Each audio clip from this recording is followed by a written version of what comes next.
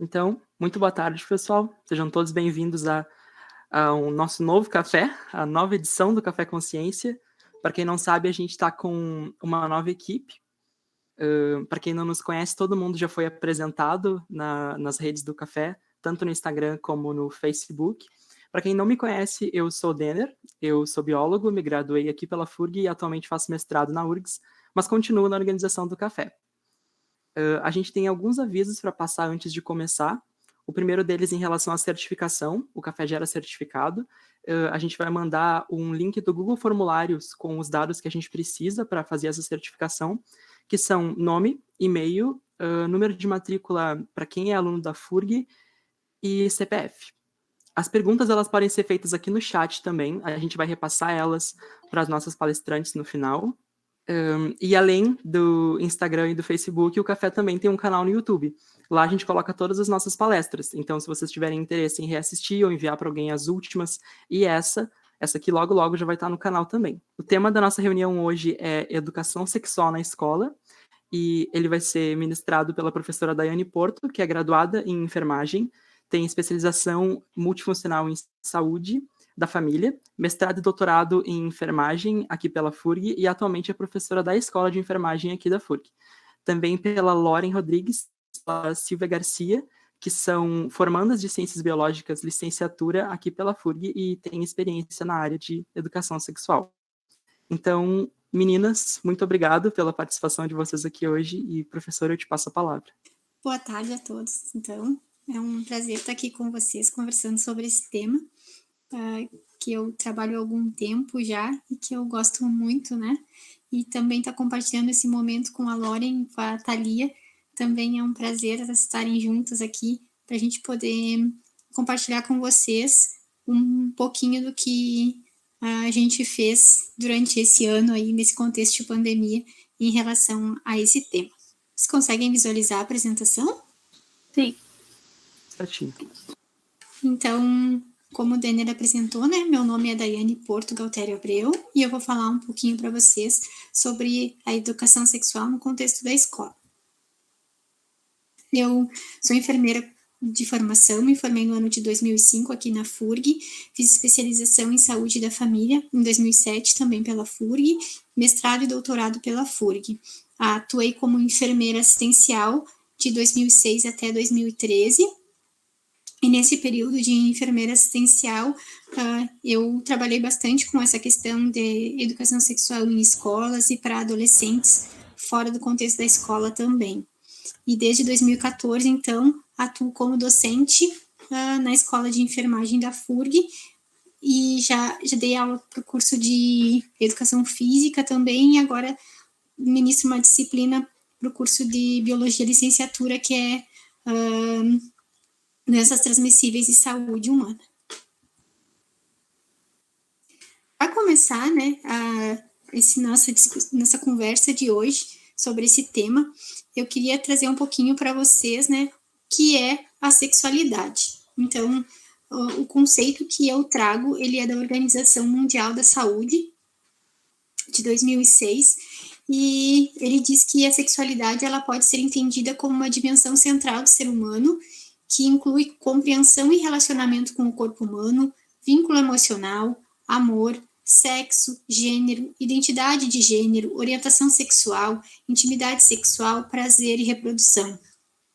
Então, a sexualidade ela é complexa e inclui dimensões biológicas, sociais, psicológicas, espirituais, religiosas, políticas, legais, históricas, éticas e culturais que evoluem ao longo da vida, né? Então, a sexualidade ela engloba várias dimensões do ser humano e ela é um conceito bem amplo, né? Muitas vezes a gente acaba restringindo a sexualidade apenas a questão ao ato sexual em si, as práticas sexuais, mas ela é muito mais do que isso, ela vai muito além disso. Partindo então, né, do conceito de sexualidade, o que seria a educação integral em sexualidade? Aqui eu trago o tema Educação Integral em Sexualidade, que é o tema utilizado pela Organização Mundial da Saúde e também pela Unesco, né, para orientar toda essa questão da educação em relação à sexualidade. Eles usam o termo integral, porque como a gente viu o conceito ali de sexualidade que engloba diversas dimensões do ser humano, quando a gente traz a educação integral, a gente também visa englobar a sexualidade em todas as suas dimensões, né? Em todas as perspectivas que ela pode se apresentar no contexto da escola. Então, segundo a Unesco, 2018, a educação integral em sexualidade é um processo de ensino e aprendizagem com base em um currículo sobre os aspectos cognitivos, emocionais, físicos e sociais da sexualidade. Um destaque aqui para esse conceito da Unesco é que ele traz a questão de um currículo, com base em um currículo. Vocês vão ver que ao longo, né, da nossa conversa aqui, eu vou trazer um pouco dessa questão do currículo, mas ela traz que tem que ter toda uma organização, né, que tem que vir desde o início, né, dos níveis iniciais da educação, né, e aumentando em complexidade conforme o estudante vai, então, avançando no seu processo de ensino-aprendizagem. E ela deve estar pautada em uma base que permita a esse estudante ir aprendendo e crescendo ao longo do seu desenvolvimento dentro desse aspecto da sexualidade. Segundo a Unesco, né, então, os objetivos da educação integral em sexualidade, da educação em sexualidade, são proporcionar informações cientificamente confiáveis, gradativas, como eu falei para vocês, então, que comece, né, com a criança e conforme ao passar dos anos, então, as informações elas vão evoluindo, né, e vão sendo apropriadas para a idade, para o estágio do desenvolvimento, sensíveis às questões de gênero, culturalmente relevantes e transformadoras, né, sobre os aspectos cognitivos, emocionais, físicos e sexuais e sociais da sexualidade. Ela deve proporcionar aos jovens a oportunidade de explorar valores, atitudes e normas e direitos sociais e culturais que impactam os relacionamentos sexuais e sociais. Depois eu vou falar um pouquinho mais sobre essa questão, né, das diferentes culturas, das organizações sociais e o quanto isso vai impactar, então, na educação integral em sexualidade. E promover a aquisição de habilidades para a vida, né? Então, é importante que todas essas discussões, que todo esse crescimento, né, que vai havendo em relação às questões da sexualidade, que eles promovam habilidades para a vida, né? Que esses jovens consigam, então, ter uma vida, a saúde sexual e reprodutiva mais saudável em todos os seus aspectos, sejam eles cognitivos, emocionais, físicos, sociais, né? A gente vê que é muito, as questões de saúde sexual e reprodutiva, elas em muitos momentos são voltadas muito mais para a parte biológica em si, né, para aspectos mais físicos e não tanto para os cognitivos, emocionais, para as questões sociais, mas a educação em sexualidade, ela deve abranger todos esses aspectos e não só a parte biológica em si, né, e deve promover, né, então, a aquisição dessas habilidades para a vida, em todas essas dimensões. Por que realizar a educação sexual na escola, né? Então, as pessoas que são defensoras dessa causa, né, desse tema, por quê? Qual a importância, né? Porque a criação de hábitos saudáveis e noções de cuidado com a saúde, elas devem ser incentivadas desde a infância, né? E a sexualidade, ela é uma dimensão do ser humano, é uma dimensão que engloba a saúde do ser humano, que envolve toda a saúde emocional, as questões emocionais, psicológicas, né, físicas. Então, é muito importante que seja estimulado o cuidado com essa parte desde a infância. E a questão que a conversa sobre educação sexual, ela nem sempre ocorre no contexto da casa, né, na família. Então, quando a criança não tem essa conversa na sua casa, na sua família, a escola, ela vai, então, trabalhar essas questões, né, e auxiliar essa criança na compreensão dessa dimensão da sua vida. E auxiliar ela, né, nas escolhas que ela dá o suporte para que ela possa fazer escolhas na sua vida futura. E aí, como eu já falei, né, a sexualidade ela é parte da vida humana. Não tem como a gente desconsiderar a dimensão da sexualidade, fazer com que ela não, como se ela não existisse. Ela faz parte. Então, não tem como não falar dela dentro do contexto escolar, porque ela é uma dimensão da vida do ser humano. Em muitos momentos esse tema vai aparecer e os profissionais, né, eles têm que estar capacitados para poder trabalhar sobre isso. E há uma necessidade de se direcionar o assunto, né?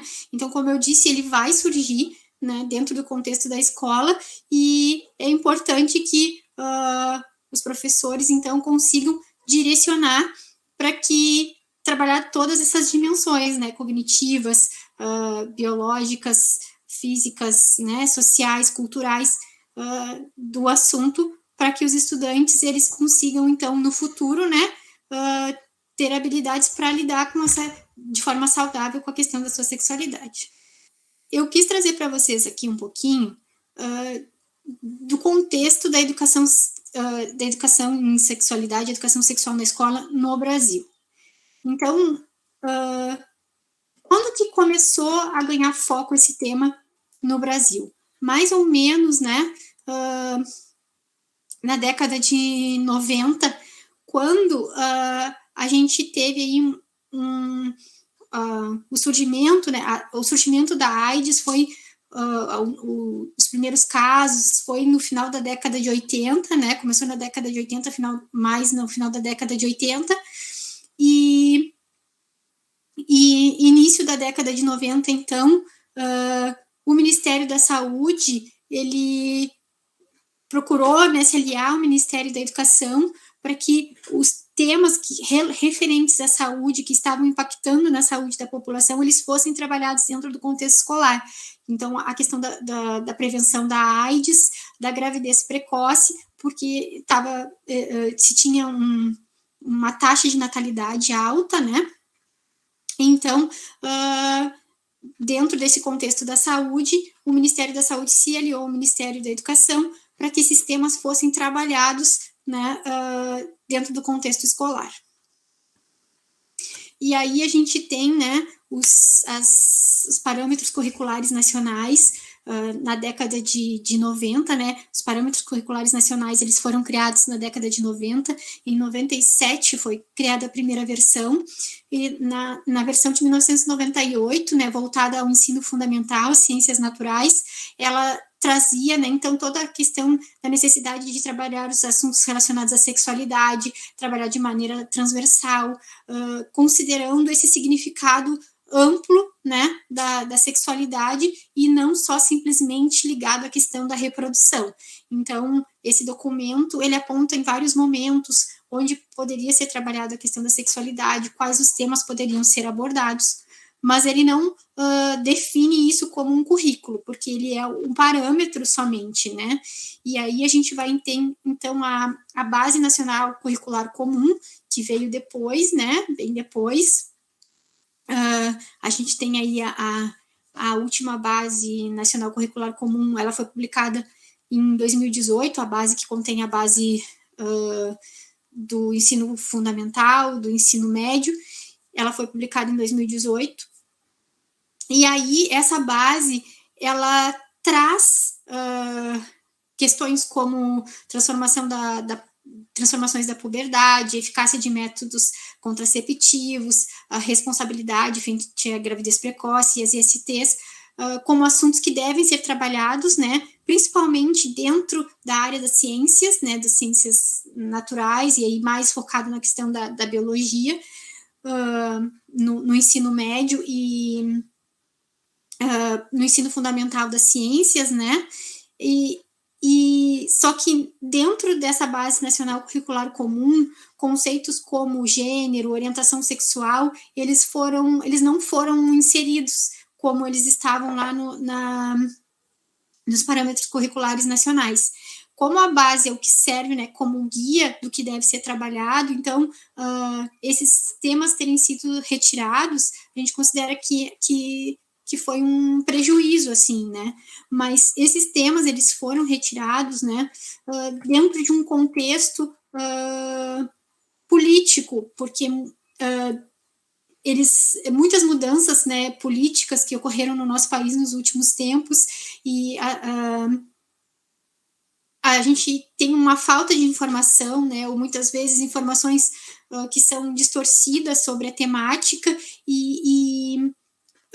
se gerou um movimento ante o tema, né, ante a questão da educação sexual na escola no Brasil. E então, nesses últimos governos, principalmente no último governo, o Ministério da Educação e Cultura ele adotou uma posição de incentivar, mas não obrigar a aplicação de programas de educação sexual nas escolas. E como que deve ser feito, né? De forma transversal, é sugerido que o tema, né, que a educação sexual, ela seja trabalhada de forma transversal dentro de outras disciplinas, mas mais restrito, assim, ao aspecto, digamos, biológico, né, ao aspecto de mudanças físicas do corpo, né, ao aspecto relacionado às doenças, questões de risco que ela causa, não envolvendo muito as questões sociais, emocionais, né, e outros aspectos que englobam a sexualidade. E, então, a aplicação de um programa de educação sexual, como a Unesco orienta, né, aquele conceito lá de educação integral em sexualidade, ela orienta um programa, né, toda uma estrutura voltada para um currículo que prevê os assuntos, começando com uma menor complexidade, indo gradativamente, e isso não é uma obrigação dentro dos currículos escolares no Brasil. Não há uma definição de como esses temas devem ser trabalhados, quando devem ser trabalhados, né? É sugerido e cada escola vai fazer conforme a sua vontade. Eu trago aqui 2 conceitos, educação sexual e orientação sexual. Por que eu trago? Porque quando a gente vai olhar os documentos, né, do Ministério da Educação, lá nos parâmetros curriculares nacionais, dentro da Base Nacional Curricular Comum, a gente vê o termo orientação sexual, né? Então, eles referem que dentro do contexto escolar deve ser feita a orientação sexual. Só que, dentro dessa temática, né, os autores mais atuais, eles trazem que orientação sexual refere-se ao desejo afetivo ou sexual de uma pessoa por outra, né? E aí a gente tem as pessoas que se identificam como assexuais, bissexuais, homossexuais, heterossexuais, pansexuais. Então, a orientação sexual seria relativo ao indivíduo, né? E a educação sexual, sim, um processo que busca proporcionar conhecimento, esclarecer dúvidas sobre temas relacionados à sexualidade, como algo mais amplo. Então, dentro de um contexto dos documentos do Ministério da Educação, né, a gente vê o uso do termo orientação sexual. E lá na década de 80, final da década de 80, início da década de 90, quando os temas relacionados à sexualidade começaram a ser trabalhados dentro do contexto da educação, esse termo orientação sexual ele era utilizado porque na época, né, o que se dizia? Que educação sexual era algo que era para ser feito somente no contexto familiar, né? A educação sexual era obrigação da família e a escola cabia orientar dando a informação científica sobre o assunto.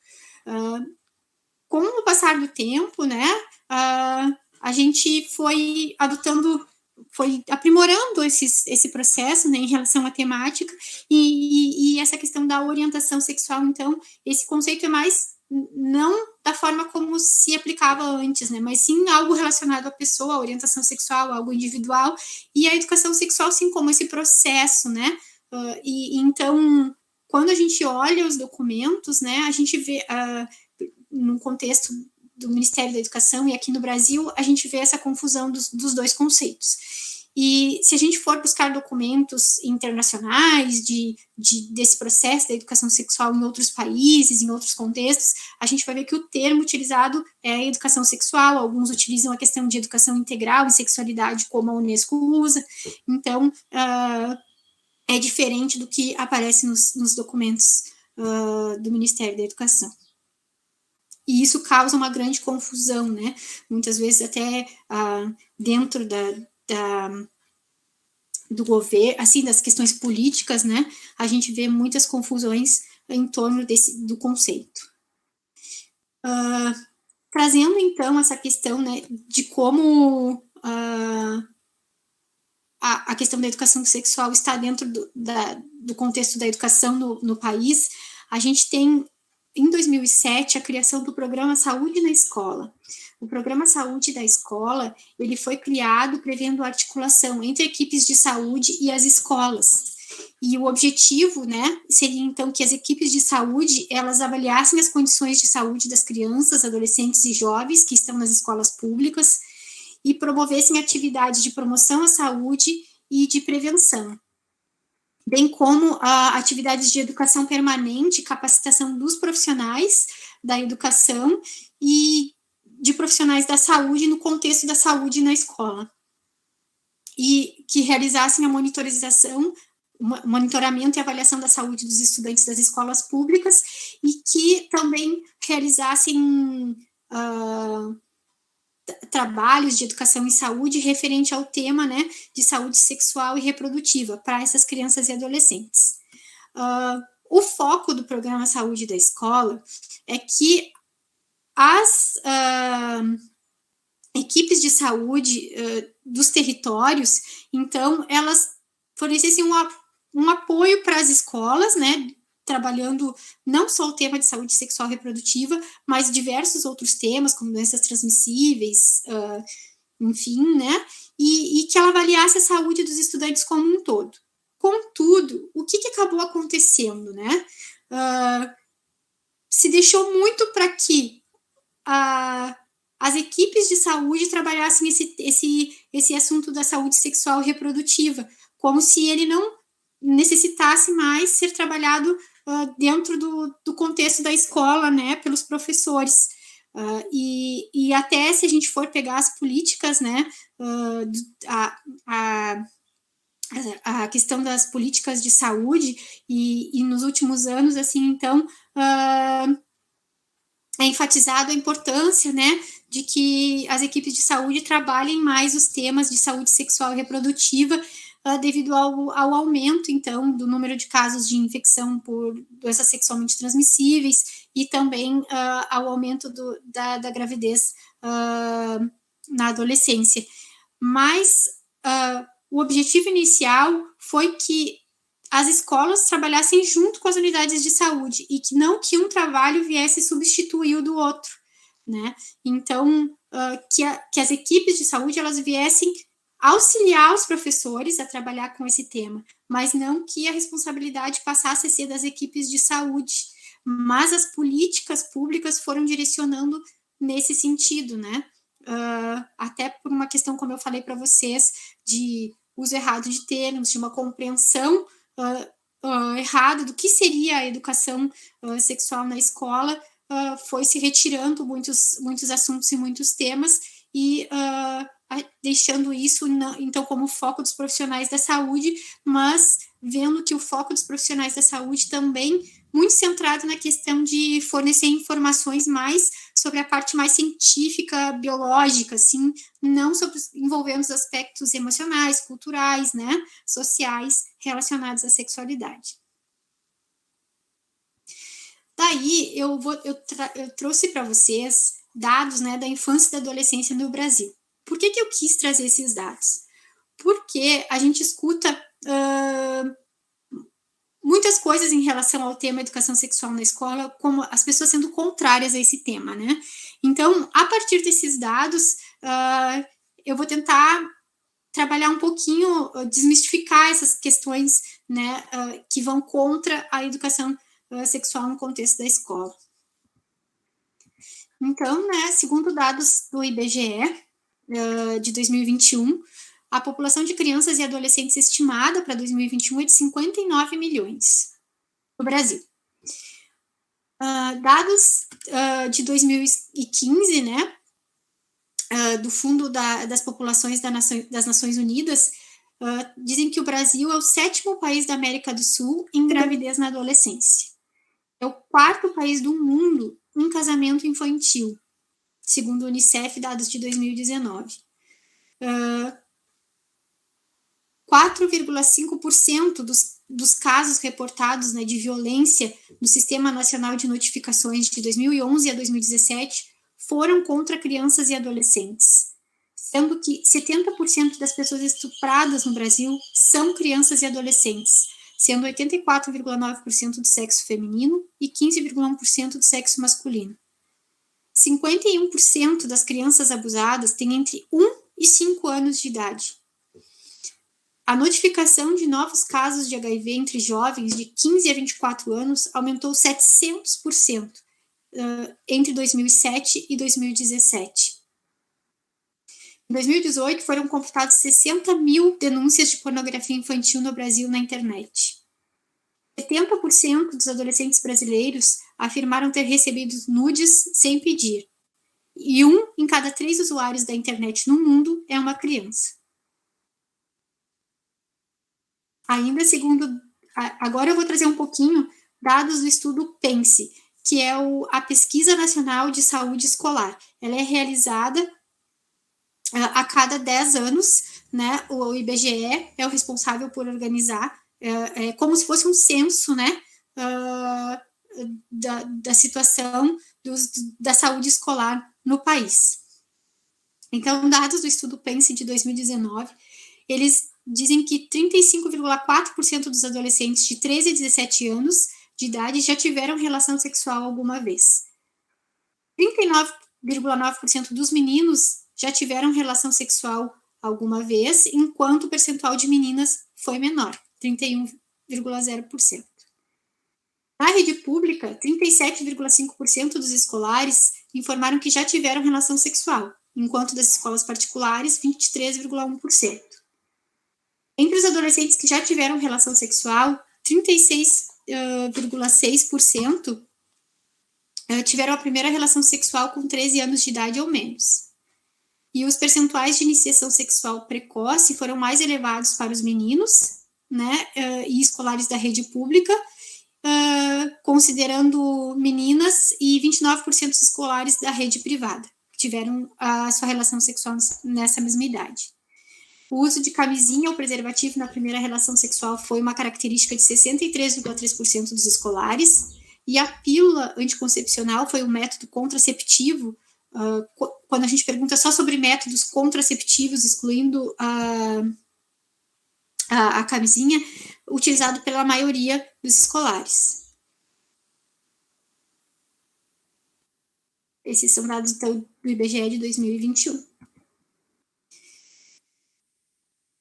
Os resultados do estudo PENSE indicaram que 7,9% das meninas de 13 a 17 anos já tiveram relação sexual e engravidaram alguma vez na vida. Em escolas da rede pública, 8,4% das meninas já engravidaram alguma vez, enquanto da rede particular, 2,8%. Os resultados também indicaram que 14,6% dos escolares de 13 a 17 anos alguma vez na vida foram tocados, manipulados, beijados, ou passaram por situação de exposição de partes do corpo contra a sua vontade. E as meninas foram as que mais reportaram esse tipo de violência, sendo quase que o dobro do que observado nos meninos. E vale ressaltar que 68,2% dos casos de relação sexual forçada, o escolar tinha 13 anos ou menos quando ocorreu a violência. E que na rede privada, 16,3% dos escolares sofreram esse tipo de violência, enquanto na rede pública o percentual foi menor. e o namorado ou outra pessoa da família foram os autores desse tipo de violência, identificados por 26,1% e 26,4% dos escolares, respectivamente. Então, eu estava mostrando para vocês, né, dados referentes à questão da saúde reprodutiva e sexual, né, no Brasil, dados da violência contra a criança, dados de uso de internet. Então, muitas das pessoas que são desfavoráveis à realização de educação sexual na escola, eles dizem que a sexualidade é um assunto de família, né? E que a escola exerce influência sobre a sexualidade da criança e do adolescente, erotizando essa criança e esse adolescente e estimulando a questão de realização de práticas sexuais. Todos os dados que eu trouxe foram no sentido de mostrar o quanto as crianças e adolescentes do Brasil estão expostas à violência sexual, estupro, estão expostas à questão da violência de gênero, porque a gente vê que nos casos de violência a menina é muito mais exposta do que o menino, né? A gente desejaria que nenhum dos dois fosse exposto, mas a gente vê que é gritante o quanto as meninas sofrem mais a violência do que os meninos, no caso. A gente vê a questão da gravidez da adolescência, né, e do número do aumento de casos de AIDS, né, e de outras ISTs também. Então, isso está muito relacionado à questão do acesso à informação, né. A gente vê a questão de que os adolescentes e as crianças, eles estão conectados à internet, eles têm acesso à informação, e talvez essa informação ela possa não ser a informação ideal, a mais correta, né? Ela pode ser informações fake news, como a gente vê muito hoje, né? Ou informações distorcidas sobre essa questão da sexualidade. Então, esses argumentos, né, desfavoráveis à educação, eles acabam caindo por terra quando a gente vê todos esses dados sobre a questão de saúde sexual e reprodutiva de crianças e adolescentes no Brasil. O estudo PENSE, ele trouxe outras questões, né, relacionadas à questão de que as meninas, né, elas absorvem, assim, elas mostraram mais conhecimento sobre métodos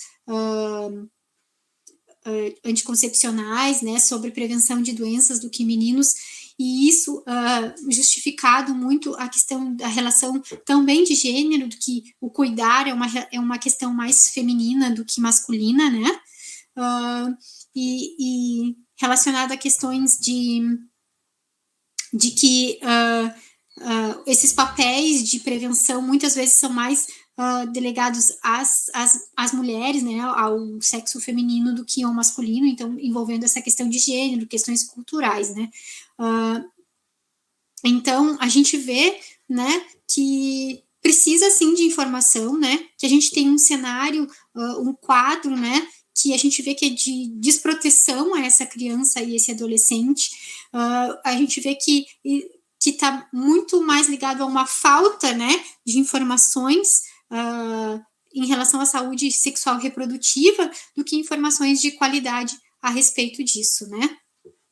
E aí eu trago para vocês, né, dados científicos, né. A Unesco, ela realizou uma revisão de estudos, né, buscando em estudos científicos que comprovassem, então, os benefícios da educação sexual na escola. Então, quais os benefícios que a Unesco encontrou, né, nessa revisão que ela fez? Que a educação sexual na escola, ela está relacionada ao adiamento do início das relações sexuais, a frequência menor das relações sexuais em menores idades, quantidade menor de parceiros sexuais, redução das práticas de risco, ao aumento do uso de preservativos, aumento do uso de anticoncepcionais, melhorias na saúde a longo prazo, né, redução da violência doméstica e redução da discriminação e promoção da igualdade de gênero. Por quê? Se a gente for pensar num contexto de educação sexual realizada, pensando aspectos sociais, levando em consideração aspectos culturais e emocionais, né? A gente conversando sobre tudo que envolve as responsabilidades no cuidado de uma família, né? As responsabilidades no cuidado com o seu próprio corpo, a questão de amor próprio, todas essas questões, né? Que envolvem todos os aspectos da sexualidade, né? Quando trabalhados, né? O adolescente, ele vai ter a criança e o adolescente, ela vai ter um empoderamento sobre o tema, né? Ela vai poder decidir aquilo que ela vai identificar como melhor para ela, né? Então, a importância do trabalho em relação a isso, né? A questão da violência, né? Da violência contra sexual e doméstica, crianças que recebem educação sexual na escola, elas conseguem identificar melhor aquilo que é a violência, né? Seja ela física, seja ela sexual, do que aquelas que não recebem. Então, os estudos mostram isso, né? Que há uma percepção em relação à violência e daí um maior número de denúncia em relação à violência. Outra questão que eu trouxe lá nos dados dos estudos é que os adolescentes das escolas públicas, né, eles estariam mais expostos a uma série de condições, como o início precoce da atividade sexual, a questão então, de toda essa parte da violência também, que estaria mais exposto, né, da gravidez na adolescência, um número maior ali de adolescentes que engravidaram de escolas públicas, e o estudo PENS, ele traz que isso está relacionado às questões de condições socioeconômicas, né, e condições culturais, que a gente não pode desconsiderar quando trabalha educação sexual na escola. E aí a gente vê também ali que a questão do abuso, né, ele foi maior entre entre os jovens de escola privada. E aí a gente tem também essa questão de que a violência sexual e doméstica, né, num contexto de condições socioeconômicas mais elevadas, ela fica mais velada, ela não é tanto denunciada como em contextos de condições socioeconômicas mais baixas, de maior vulnerabilidade. Então, esses dados, eles trazem toda essa relação, né, com o social, com o cultural, né, com as questões que envolvem a parte emocional. E a gente, quando pensa em educação sexual na escola, não tem como a gente trabalhar só a questão biológica, a gente tem que levar em consideração todos esses outros contextos. E aí, né, eu fui buscar um pouquinho na literatura como que essa temática ela vem sendo trabalhada, né? Então, os estudos, aqui eu trouxe o do Portela e Albuquerque, 2016, mas tem muitos outros que mostram, né, que geralmente essas temáticas elas são trabalhadas de forma pontual por meio de palestras ou em assuntos, né, principalmente dentro da disciplina de biologia, por exemplo, vai trabalhar o conteúdo de reprodução e aí se aborda um pouco mais a parte biológica, né, não os aspectos culturais, sociais, emocionais relativos ao tema. Então, um estudo realizado com 231 adolescentes de escolas públicas e privadas no município de Caxias, no Maranhão, constatou que 78,1% dos adolescentes de escola particulares e 89,9% das escolas públicas referiram receber informações sobre educação sexual. Essas informações foram repassadas principalmente durante as aulas e por meio de palestras. E nas escolas públicas foi mais por meio de palestras e segundo durante as aulas, né? Se inverteu um pouquinho entre as escolas públicas e privadas. E como eu já tinha falado antes, geralmente no contexto das aulas de biologia. O que a Unesco fala sobre a educação sexual na escola, né? Que ela deve ir além da educação sobre reprodução, riscos e doenças, né? Eu falei ao longo, né, de toda a apresentação sobre os aspectos da sexualidade que devem ser considerados na educação sexual na escola. Então, a questão da sexualidade como uma experiência subjetiva, íntima e privada. Então, a questão de que cada um tem seu momento, que são questões privadas, que é mais difícil de falar, de colocar. Então, a abordagem que vai ser utilizada, né, ela tem que respeitar isso, respeitar essa privacidade, essa intimidade, essa subjetividade do tema, mas não de uma forma que isso se torne, que a pessoa que está, né, ali propondo a discussão sobre o tema, que isso fique muito distante, né? Então, tem que conseguir que o adolescente se coloque, que parta da experiência dele, mas não invadindo a intimidade e a privacidade dele.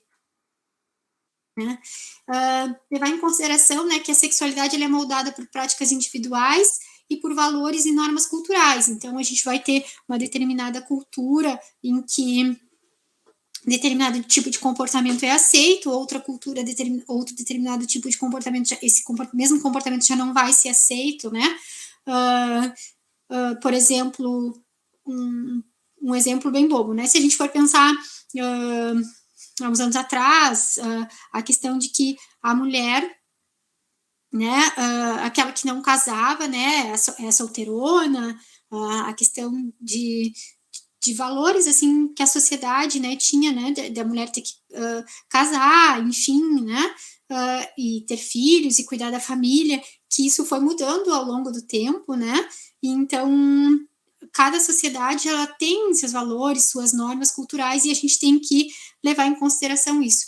Ainda mais se a gente for pensar no nosso país, a gente tem diferenças regionais muito grandes, né, quando eu estava lendo o estudo Pense ali, mostra assim que as diferenças entre, por exemplo, Rio Grande do Sul, os estados da região sul, por exemplo, com os estados da região norte e nordeste em relação à idade para início de atividade sexual, a idade para casamento, né, de meninas. Então, no nordeste, no norte do país, as meninas casam muito mais cedo do que aqui, né? Então, questões culturais e questões socioeconômicas envolvidas, né?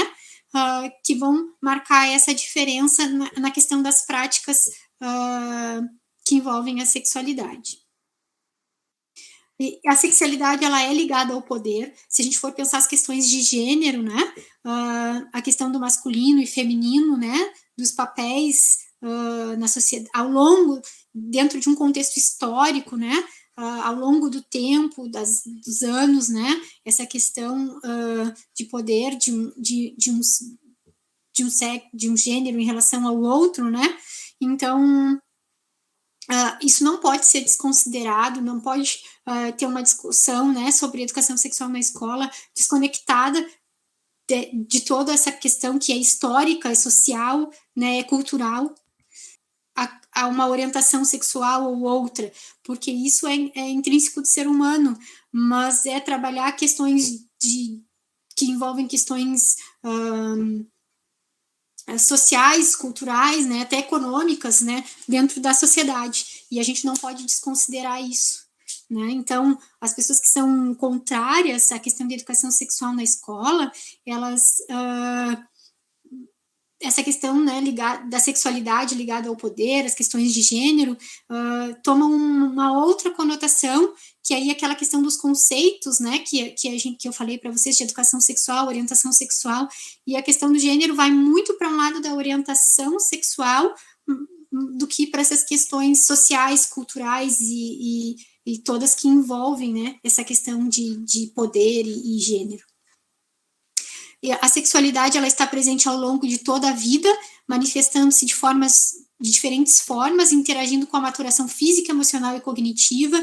Então, a gente tem que respeitar, né, o momento de cada um. Então, as crianças, a gente vai ter uma forma de trabalhar, os adolescentes, outra forma de trabalhar, né? A gente vai partir daquilo que é o momento, né, daquela faixa etária, né, da maturação física, emocional e cognitiva, do que eles estão prontos para discutir, para entender, para compreender. A gente não pode atropelar, né? Então, por isso a importância da construção de um currículo, de uma temática que vem sendo abordada ao longo do tempo, né, crescendo em complexidade, todas essas questões estão envolvidas aí.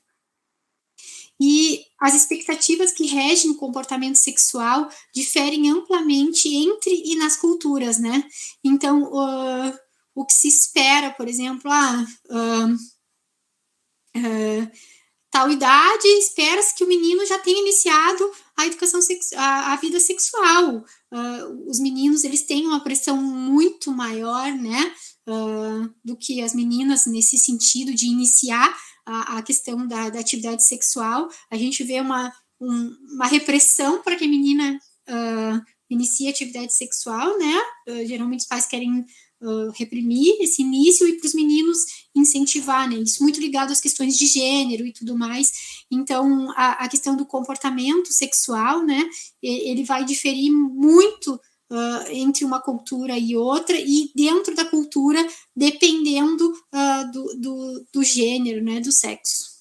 Isso tudo são dados da Unesco de 2019. Então, partindo de tudo isso que a gente conversou, que eu trouxe, né, para a gente conversar, quais seriam, né, os temas, então, importantes relativos à saúde sexual e reprodutiva que afetam crianças e adolescentes e que deveriam ser trabalhados? Questões relativas à puberdade, à gravidez, né, aborto, porque a gente viu ali um número grande de meninas que ficaram grávidas, mas não necessariamente elas concluíram essa gestação. Muitas realizam abortos, né? E muitas meninas perdem a vida aí, né? Em função de abortos em lugares, em situações, né? De saúde que expõem a sua saúde, que se expõem, que acabam, então, contraindo infecções e indo a óbito, né? A questão de acesso a métodos anticoncepcionais, em algumas culturas, em alguns locais, né? Quando se trabalha a questão de métodos anticoncepcionais, se trabalha a questão de não ter atividade sexual, né? Como se isso não fizesse parte do desenvolvimento do ser humano, né, da vida do ser humano. Então, a questão de negar, né, esse negacionismo em relação à prática sexual não ajuda, né? Então, os adolescentes, eles têm que saber o que existe de métodos, como acessá-los, e aí terem as melhores informações possíveis para que, quando for preciso, eles saibam utilizar. A questão de violência física e sexual, e aí na questão de violência física e sexual, né, os estudos indicam que quanto mais esse tema é trabalhado, isso auxilia no reconhecimento e na denúncia da violência física e sexual. A questão da violência baseada em gênero também, né, de que os jovens eles consigam identificar, né, esse tipo de violência, para que isso não se perpetue dentro da sociedade. Na nossa cultura, não é comum, mas em muitos outros países, principalmente ligados a outras religiões, como a questão dos muçulmanos, ocorre muito a mutilação, laceração de genitais femininos. E isso, a Unesco, né, ela vem tentando combater, né, essa violência contra as meninas. A questão do casamento infantil precoce e forçado, né, a questão das infecções sexualmente transmissíveis, dando ênfase ao HIV/AIDS, a questão de saúde mental e emocional prejudicada dos jovens, e aí o estudo, o PENSE, ele trouxe que 60% dos jovens, eles, no ano anterior ao estudo, eles tiveram algum problema relacionado à ansiedade, à depressão, né? Então, a questão da saúde mental e emocional hoje, né, ela é uma questão que precisa ser trabalhada, que perpassa a questão da saúde sexual e reprodutiva também. A questão do álcool, fumo e outras drogas, porque a questão da sexualidade está muito ligada à questão do uso de álcool e outras drogas, né? Quando o jovem ele está exposto a essa questão do álcool e de outras drogas, ele acaba ficando vulnerável também a relações sexuais desprotegidas, né? A questão da gravidez e a questão de infecções sexualmente transmissíveis. e a influência das tecnologias de informação e comunicação sobre o comportamento sexual. A gente vive num mundo, né, em que está todo mundo conectado, né? A maioria das pessoas estão conectadas, estão aí nas redes sociais, e a gente sabe o quanto, né, essas tecnologias, essas redes sociais, enfim, elas influenciam o comportamento humano, e principalmente para crianças, jovens, né, adolescentes, que estão aí, então, nesse processo de maturação emocional, física, em todos os sentidos. Como deve ser a abordagem, né, em relação à educação sexual na escola? Essa abordagem, ela deve utilizar uma abordagem centrada sempre no estudante, partindo, como eu já falei, né, do estágio da idade, do estágio de desenvolvimento, da maturação, da vivência, né, do local ali onde eles vivem, da cultura, das experiências que eles estão vivenciando em relação ao tema. Então, sempre deve-se partir do estudante e da realidade, do contexto social e cultural em que ele vive. Então, para finalizar, né, como que deve ser, então, essa educação sexual na escola? Ela deve ser cientificamente fundamentada, né? Então, isso é muito importante, as informações cientificamente fundamentadas, apropriada para a idade e estágio de desenvolvimento, gradativa, como eu disse para vocês, né? Começar lá com a criança, com os assuntos próprios para a idade e por estágio de desenvolvimento dela, e isso ter uma continuidade e aumentando de forma gradativa a complexidade dos assuntos e em relação também à forma de abordagem. Baseado em um currículo, então, o que é preciso, né? A gente já viu ali os temas, né? O que compõe, quais os temas, quando eu vou trabalhar cada tema, de que forma eu vou trabalhar cada tema. Integral, então, envolvendo todos esses aspectos. Baseado em direitos humanos, né? Não desconsiderando, baseado em igualdade de gênero, culturalmente relevante e adequado ao contexto, né? Então, sempre pensando nas questões culturais, no momento sócio-histórico em que as crianças estão vivendo, vivenciando. E transformadora, no sentido de que, por meio dessa educação sexual, essas crianças e adolescentes, eles sejam empoderados para fazer melhores escolhas para a sua vida, né? Que eles consigam ter as melhores escolhas que vão propiciar melhores condições de saúde física, emocional, mental, e uma sociedade melhor para se viver, com maior igualdade de gênero, né? Com menos violência, né? Então, com menos desigualdades sociais, né? Então, essas são as características da educação sexual na escola. E capaz de desenvolver habilidades para a vida necessárias para apoiar as escolhas saudáveis, como eu já tinha falado antes. Então, pessoal, para finalizar, né, eu queria ressaltar que a gente vê muito a questão, né, de pessoas falando contra, né, mas essas pessoas falam contra, mas elas não exploram todo o contexto, né, do como está a condição, né, das crianças e adolescentes no Brasil. O quanto falta de informação, e que o objetivo da escola não é substituir o papel da família ou incentivar a prática sexual, mas, como eu falei, é trazer informações, é discutir os temas para as crianças, para desenvolver habilidades, né, que eles possam fazer as melhores escolhas nas suas vidas, né, embasada em conhecimento científico, embasada também em um empoderamento, né, que eles se sintam capazes de fazer essas escolhas e tenham um conhecimento que propicie eles fazerem as melhores escolhas. Se a gente for pensar nos objetivos do desenvolvimento sustentável, né, para 2030, a educação em saúde no contexto escolar, né, em saúde sexual no contexto escolar, ela contempla vários objetivos do desenvolvimento sustentável, né, de saúde, de educação, de vida mais igual, de diminuir desigualdades de gêneros. Então, é muito importante, né, a educação sexual no contexto escolar, e a gente tem todo um embasamento para realizar, né. A gente vem num momento que politicamente ele dificulta, né, para quem trabalha com esse tema, mas a gente não pode se deixar desanimar.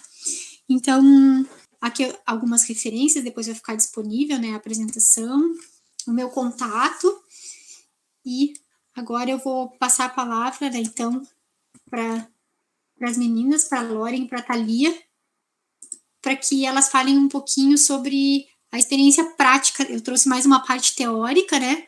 E as gurias vão falar da prática, do que elas fizeram e do retorno que elas tiveram nas atividades que elas fizeram. Gente, enquanto eu abro aqui rapidinho, a gente vai fazer uma apresentação para vocês bem rápida. Me falem como é que vocês receberam esse tema na escola. Como é que era? Por meio de palestra? Ou tinha só o professor de biologia, que nem a Daiane trouxe? Como é que era? Falem aqui no chat pra gente. A gente adora conversar, tá? A gente não vai ficar falando, a gente gosta de conversas aqui, eu e a Thalia. Geralmente é com palestra. Eu lembro da minha época de escola que eles deram um panfletinho com uma fotinha assim, falando professor de biologia. Sempre professor de biologia. Eu lembro, meu professor de biologia levou a gente pra uma sala, botou um DVDzinho lá e falou de alguma coisa sobre ISTs. E exatamente. É bem como a Daiane tinha falado. Normalmente é voltada para um lado mais biológico, né? Falando de órgãos e tudo mais, uma coisa mais conceitual que faz com que a gente praticamente não aprenda realmente o que é educação sexual. Exatamente. E antes de começar, para quem não conhece a gente, eu sou a Lauren, eu sou formanda da biologia, mas ainda estou perturbando na volta, apesar de já estar terminando. E a Thalia. Eu sou a Silvia Thalia, também formanda de biologia. E agora eu e a Laura a gente vai conversar um pouquinho com vocês, né, para ficar uma coisa mais dinâmica. Sim. Um pouco da nossa trajetória, para vocês conseguirem entender como que a gente se interessou por esse lado aí da bio e da educação sexual. Ai, que diferente, Paula. Sério mesmo, é bem diferente, assim, nunca vi falarem de orientação sexual, as escolas geralmente fogem. Mas, gente, assim, se passando muito rápido, tá? Porque senão não vamos ter e a gente não quer cansar vocês. Então, a gente vai falar aqui um pouco da nossa trajetória. Tudo começou, nosso contato com esse assunto, quando a gente era bolsista lá no CMSIM. Já ouviram falar do CMSIM? Pessoal, de repente, que chegou no meio da pandemia, provavelmente não, mas vão conhecer ano que vem, gente. É uma ótima oportunidade, inclusive, aí. Aqui começou nossa trajetória em contato com o tema. A gente fazia diversas atividades relacionadas à escola, e duas atividades em si tinham relação com esse tema, que a gente tinha a questão da viagem do corpo humano, que é bem legal. Quem não conhece, depois que voltar ao presencial e estiver disponível, deem uma olhada, é bem legal a dinâmica. E a gente também a gente criou material didático relacionado a ISTs. Eu vou mostrando a foto para vocês. E aí, se estiver muito rápido, também podem me parar, gente. Aí, durante essa trajetória, eu e a Lauren, a gente começou a perceber o quão que os adolescentes e as crianças não tinham conhecimento sobre. E várias vezes, quando a gente fez o tour pelo corpo humano, quando a gente chegava nessa parte de educação sexual, onde a gente explicava tudo direitinho, de uma forma mais dinâmica, e não como os pais pensam, né? Quando a gente chegava a comentar que a gente ia falar de educação sexual, eles já retiravam as crianças de dentro do corpo humano. Sim, e geralmente, gente, assim, vocês devem pensar, nossa, deve ser umas crianças bebê. Gente, não eram pré-adolescentes, adolescentes, às vezes. E aí a gente já começa assim, né? Isso que era básico, a gente não falava super explícito, né? Porque a gente tem noção que crianças não podem falar dessa forma, tem toda uma linguagem, e mesmo assim eles tiravam. E aí uma coisa interessante, eu vou mostrar para vocês os modelos didáticos que a gente fazia para trabalhar com IST, gente. Esses são nossos pintos aqui, bonitos PNs, lindos, maravilhosos, que a gente fez na época. Eles são feitos de materiais recicláveis e a gente utilizou ele para fazer palestras com o pessoal. Aqui o enfoque mais foi na questão dos sintomas, né? A questão de sintomas, a gente falava um pouco das ISTs, a gente trabalhou mais essa questão biológica, né? Mas trabalhamos também nessa atividade a questão social. Por quê? Geralmente, quando a gente fala de ISTs, o pessoal tende a achar que geralmente está relacionado a uma determinada, sei lá, público. A gente trouxe o pênis saudável como o pênis negro, porque geralmente algumas ISTs o pessoal relaciona com pessoas negras, que é super 100% preconceituosos, né? Mas não vamos entrar aí para quebrar, para desmistificar essa questão, a gente já fez tanto o pênis quanto a vagina, os negros, no caso, saudável, para trabalhar um pouco essa questão social também. E aí, só para vocês entenderem, a gente fazia uma palestra, a gente explicava sobre os ISTs em si, biológico mesmo, falava aqui do tratamento, prevenção e sintomas também que geralmente apareciam, né? E aí, depois do final da atividade, a gente colocava esses modelos ali numa mesa e eles teriam que incorporar ginecologistas. E aí, com base com o que a gente explicou para eles na palestra, eles iriam dizendo e a gente iria discutindo. Essa foi a nossa primeira experiência aqui com relação a palestras, com relação a ISTs. E aí a gente, quando fazia essas palestras, a gente acabava percebendo que a interação não era tão grande, que os adolescentes e as crianças ficavam com um rostinho de que tinha dúvida, que não estavam entendendo muito bem, porque a gente estava trabalhando mais essa questão biológica, né? Como a Daiane já tinha falado. E aí eu e a Lauren, a gente começou a se questionar, a se perguntar o porquê, e aí a gente foi criando cada vez mais interesse sobre o assunto. Exatamente. E só para vocês terem noção de achar, nossa, só pré-adolescente, adolescente, tem vergonha de falar sobre corpo, coisas do gênero. Quando a gente apresentou a gente fez um trabalho sobre esse tema e apresentou na MPU, né? Foi a nossa colega. E o pessoal, quando a gente mostrou os modelos, começaram as risadinhas, gente. Rindo mesmo, aquelas risadinhas. Meu Deus, um pinto, uma vagina gigante. Eles ficaram bem assim, gente. Sendo que o público todo era universitário, né? Então, a gente começou a perceber que essa temática é interessante não só para as crianças, mas que isso tem que vir gradativamente até as idades, né? As demais idades. Uhum. E aí, gente, a partir de tudo isso que a gente passou, a gente também apresentou uma oficina no estágio da gente, no estágio 1. A gente teve a ideia, né? Chegou finalmente o famoso TCC e a gente ficou, meu Deus, o que vamos fazer? E a gente falou, vamos fazer sobre esse tema. A gente teve que adaptar o jogo por conta da pandemia, mas a gente fez a versão tanto online quanto uma versão presencial, caso os professores ou qualquer outra pessoa queira aplicar o jogo.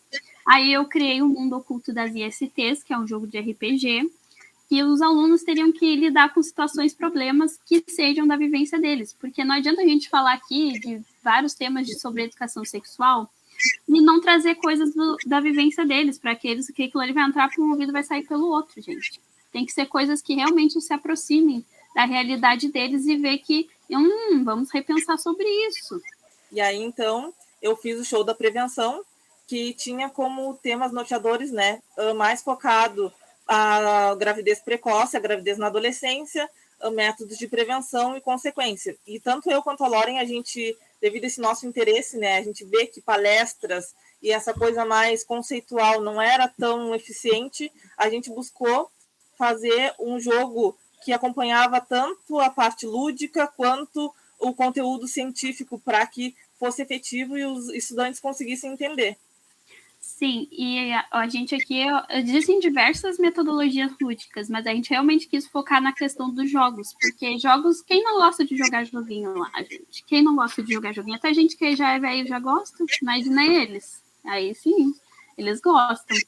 E como a Lauren falou, devido à questão da pandemia, a gente já tinha feito estágio nesse modelo remoto, e aí a gente acabou percebendo que os alunos que frequentavam a aula síncrona não tinham tanto interesse, não ligavam a câmera, não ligavam o microfone, e a interação era muito pouca. Daí a gente buscou fazer jogos mais interativos, que eles fossem o protagonista, né, do jogo, que os adolescentes fossem, e eles conseguissem construir esse conhecimento que estava faltando. E antes disso, para a gente ver o conhecimento deles, a gente aplicou um questionário pré-jogo e um questionário pós-jogo para ver se realmente essa metodologia lúdica era eficiente. Agora a Lauren vai explicar um pouquinho do jogo dela. Sim, eu gravei um vídeo mais ou menos mostrando a dinâmica para vocês, porque o jogo ele ficou grande. Eu tive que diminuir coisa, mas ele ficou grande. Inclusive, se alguém se interessar por algum dos dois jogos, a gente consegue disponibilizar para vocês verem em casa. Ele foi feito em PowerPoint, no estilo RPG, gente. Vocês vão ver, quem gosta de RPG talvez seja bem, vão achar meio fachuto, mas é o jeito que deu para adaptar. E aí eles tinham que lidar com situações, problemas. Criei um mapa, tem os personagens, e tem todo um contexto de magia, coisas assim, bem RPG mesmo, gente. E aí, olha, eu vou dar um exemplo aqui. Aí eu trouxe situações que, assim, já ouvi falar sobre isso. Peraí, deixa eu voltar. Eu vou dar só um exemplo de uma, né, gente? Porque senão, né? Aí aqui eu botei, tipo, ó, após o intervalo, você foi à aula enquanto o professor não chegava em aula, houve uma discussão entre 2 colegas sobre gays e lésbicas serem cheios de ST, super clássico. Quem nunca já ouviu a gente ficar traçando essa informação, né? Principalmente na sociedade que a gente tem, sobre isso, que gays e lésbicas são as que mais transmitem STs, né? Preconceito e homofobia, galera. Super comum, isso tem desde lá do início, né? Inclusive da HIV e da AIDS, gente. E aí, ele perguntou, é verdadeiro ou falso isso? E aí discutiu o que eles acham a respeito. Eu não dava resposta para eles. Isso era com base no que eles sabiam sobre o tema, porque aqui o objetivo era aproveitar o que eles sabiam, não discutir e meter mais informação neles. E aí discutir toda a questão social, por que geralmente ficam falando esse tipo de coisa. E, enfim, e assim a gente foi indo, gente. Tinha cards também para eles com as características dos personagens, ou seja, quando eles erravam, eles perdiam pontos do personagem. E além disso também, mesmo que a resposta que eles tivessem acertado, a gente discutia também. Porque é bom saber discutir o que eles achavam, e eu percebi que eles se sentiram super à vontade, gente. Super à vontade. Eles compartilharam experiências deles, e foi muito, muito, muito gratificante mesmo ter compartilhado com eles esse momento. Porque eles geralmente têm muita vergonha. Eu realmente, com o ensino online, né, aquelas professoras traumatizadas com o ensino online, eu achei que eles não iriam participar, levei um tapete na cara, eles participaram muito, muito mesmo, muito, e se abriram assim, e discutiram o que eles achavam, o que eles ouviram falar, trouxeram situações de amigos, de familiares, foi muito legal, foi uma experiência super válida. E aí eu e a Lauren, a gente acabou percebendo, né, que esse tipo de metodologia é eficiente, porque foi totalmente o contrário do que a gente via nas nossas aulas, durante o nosso estágio, que não tinha interação, não tinha conversa, não tinha diálogo, a gente perguntava, a gente não tinha respostas, e aí, através do jogo, da dinâmica, né, do dia, a gente conseguiu fazer com que eles se abrissem, ligassem a câmera, conversassem, e aí a gente acabou construindo junto com eles, né, todo esse conhecimento. Sim.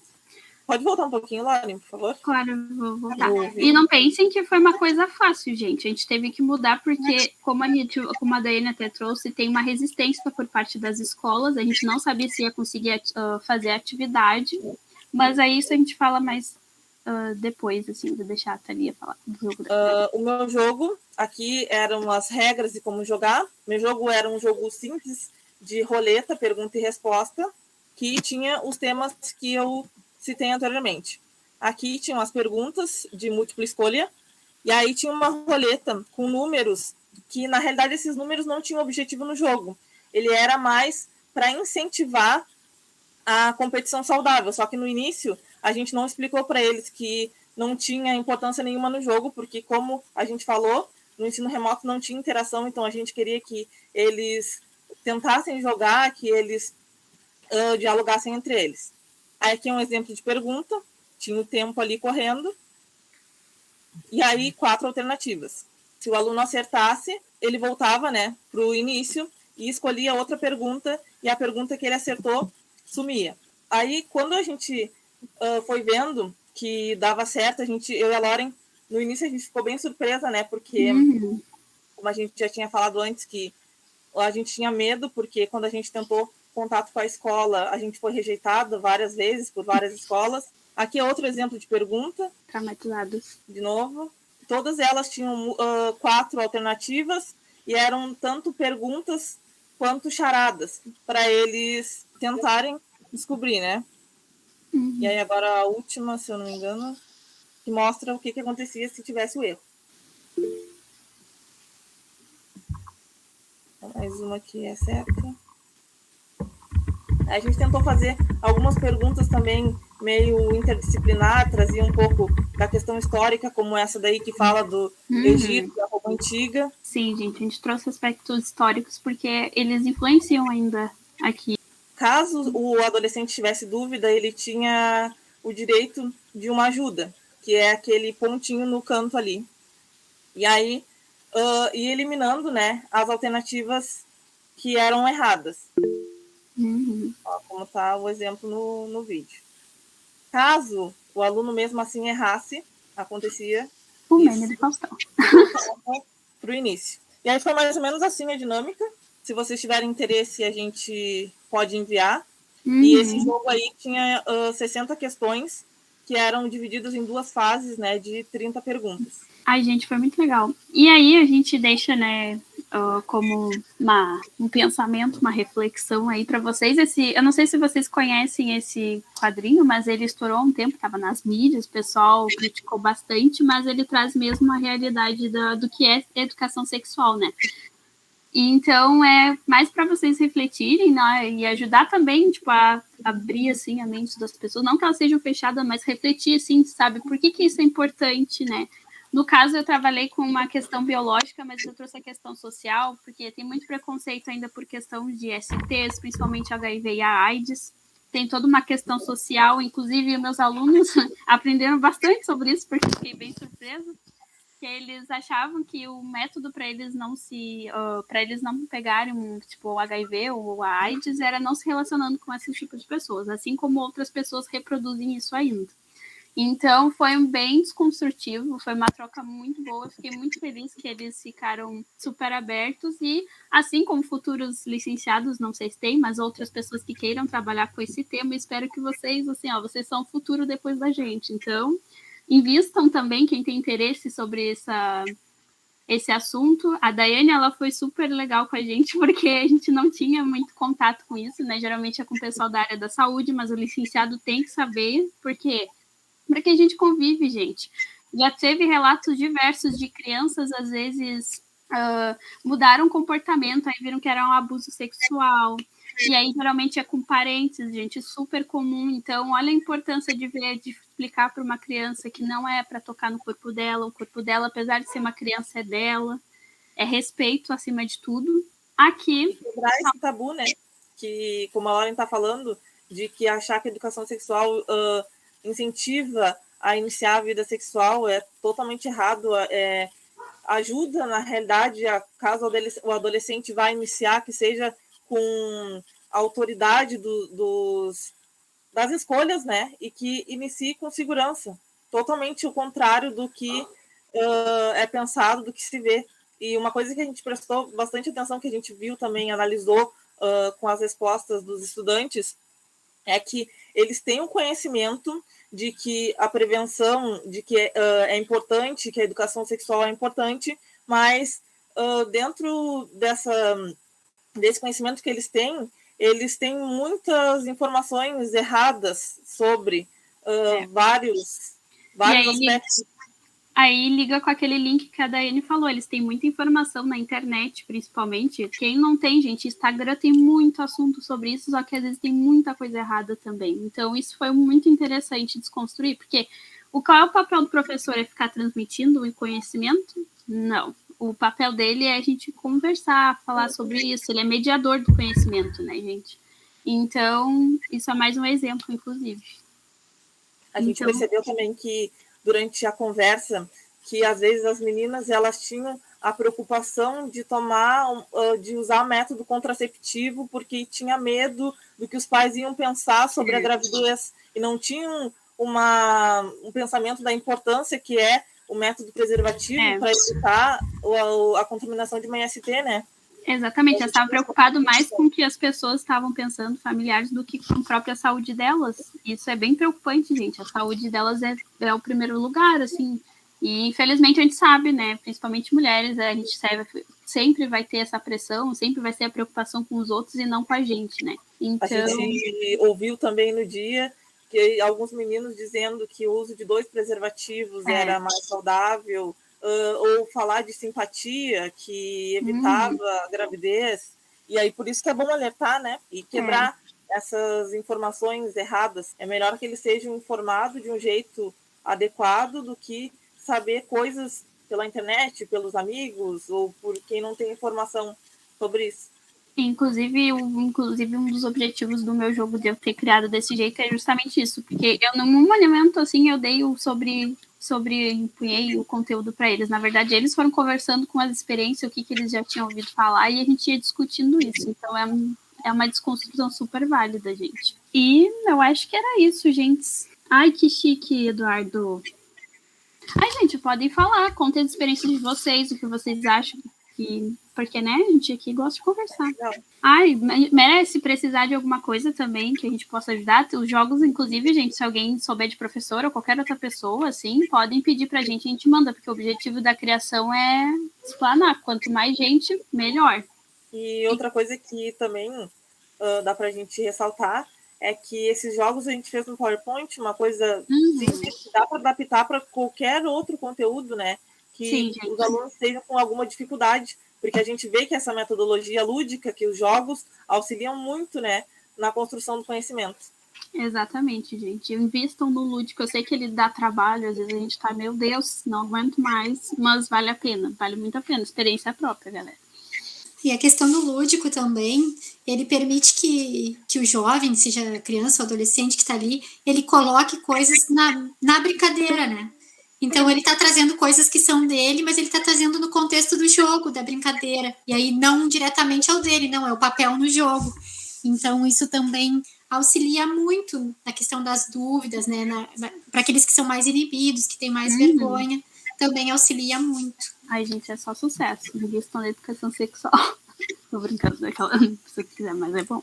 Pessoal, assim, só uma última sugestão, assim, para quem quer trabalhar com tema ou trabalha com tema, olhem o documento da Unesco que fala sobre isso, né? Que ele traz todos os assuntos, para cada faixa, não daria tempo, né, de trazer isso aqui, mas ele traz assim, para cada faixa etária, dentro de cada, são 8 eixos que ele traz, e ele traz para cada faixa etária, dentro desses eixos, o que deve ser trabalhado. Então, lá na educação infantil, começar trabalhando os aspectos da família, da igualdade, assim, a questão do gênero, né, que não é o homem mais importante ou com mais poder, né, que a mulher, a questão da violência, né, de gênero. Então, começa lá na família, nos temas, depois e aí vai crescendo, né, em complexidade, a forma que são abordados. Então, as pessoas pensam que só falar de sexo e ST, né? E não é, né? Desde lá dos aspectos de constituição da família, do papel da mulher na sociedade, do homem na sociedade, né? Todas essas questões do carinho, do respeito, do amor, né? Então, começa lá na educação infantil, né? Até a questão da responsabilidade, né, gente? Porque acham que é a mãe que tem que cuidar do filho, né? Às vezes deixa de trabalhar, de estudar. Eu não sei como é que é a experiência de vocês, mas no ensino médio muitas colegas minhas acabaram deixando a escola, abandonando. Então é papel do pai também, né? Porque ela não fez sozinha, né? Responsabilidade aí. São tantas camadas, né? Professora, gurias, muito obrigado. As aulas de vocês foram maravilhosas, iniciativas incríveis também. O pessoal adorou. Várias parabenizações aqui no chat. Ai, obrigada, gente. Pena que a gente não teve mais, né, tempo e tal, mas, gente, podem, sério mesmo, fica à vontade. Inclusive, eu vi que tem gente interessada nos jogos, a gente pode enviar para vocês, sim. Uma última coisa que eu queria dizer é que, assim, ó, a gente joga a responsabilidade para os professores, né? Porque os professores não trabalharam isso comigo assim, só me davam palestra. Mas a gente tem que ver que, para a pessoa conseguir trabalhar o tema, ela tem que se sentir segura sobre aquilo, né? Ela tem que ter sido capacitada em cima daquilo. E a maioria dos professores não é, né? E as pessoas, todo ser humano tem questões referentes à sua sexualidade. Então, trabalhar esse tema pode remontar às minhas questões que talvez não estejam tão resolvidas sobre o assunto. De repente, eu fui criada num ambiente machista, eu sofri violência de gênero, eu sofri violência sexual. Quantas coisas podem ter acontecido, né?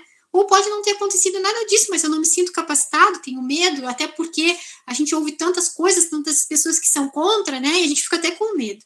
Então, na realidade, o empoderamento começa pelo conhecimento, né? Busquem materiais, mas materiais de fontes, principalmente confiáveis sobre o tema. Então, por isso que eu sugeri esse da Unesco, né? Que ele é muito bem embasado, muito bom, né? E tentem se capacitar. E é uma construção. Eu comecei a trabalhar com isso quando eu tinha 19 anos, lá na faculdade, quando eu estava na faculdade de enfermagem. Hoje eu tenho 39, são 20 anos, né? Assim, né? Comecei como estudante, eu morria de vergonha, eu me escondia, assim, para não falar muito, né? E aí eu fui vendo que vai partindo dos estudantes, né? A gente tem que partir do conhecimento das pessoas e ir construindo junto. Quando a gente acha que a gente vai levar tudo pronto, aí tá tudo errado mesmo, né? A gente tem que partir do conhecimento que eles nos trazem e ter o conhecimento científico, né? E tá aberto, tá muito aberto. porque em relação à sexualidade, e pensando de uma forma ampla em aspectos sociais, culturais, né, emocionais, a gente vai ter uma gama de possibilidades, de coisas que a gente vai escutar, de situações que a gente vai viver. Se eu fosse contar tudo que eu já vivi nessas vivências aí de educação e escola para vocês, era muita coisa. Então, na realidade, a gente tem que ser sereno, tem que ter o conhecimento científico e ser sereno e estar aberto, muito aberto, né, para o que vier e tentar, assim como as gurias, né, fazer coisas que sejam atrativas para os jovens, né, para que eles consigam se envolver. Eu estava lendo o chat aqui agora e a gente pode repassar para vocês depois os e-mails dos participantes para quem está interessado nos jogos. E também quem gosta de ler coisas assim muito grandes.